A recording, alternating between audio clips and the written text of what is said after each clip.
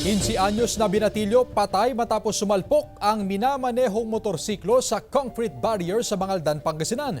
Sundan sa ulat ni Russell Simorio.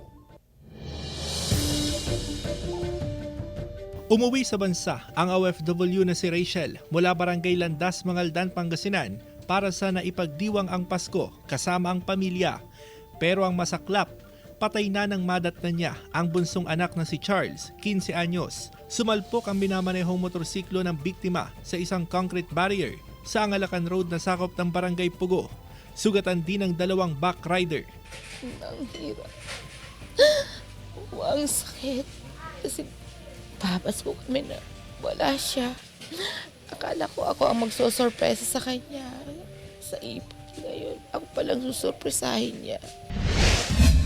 Malungkot din na magdiriwang ng Pasko ang pamilya Tibay mula Barangay Mayombo, Dagupan City sa pagkamatay ng kanilang haligi ng tahanan. Biktima ng hit and run ng 63 anyos na si Lito Tibay, lula ng bisikleta.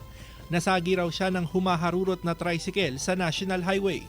Ang kwento ni daddy ko nung umuwi siya, nasagi daw po siya ng tricycle, naptumba daw po siya. Hindi namin nga expect na ganito mangyayari sa Pasko namin, nawala na yung daddy namin. Nananawagan ng pamilya sa pulisya na magsagawa ng masusing investigasyon sa insidente para madakip ang tricycle driver na nakabangga sa biktima. Tiniyak ng pulisya na iimbestigahan ang insidente. Sa pool sa CCTV ang pagsalpok ng motorsiklo sa isang tricycle sa kahabaan ng Barangay Baligatan, City of Ilagan sa Isabela. Papalikos sana ang tricycle nang sumalpok ang motorsiklo.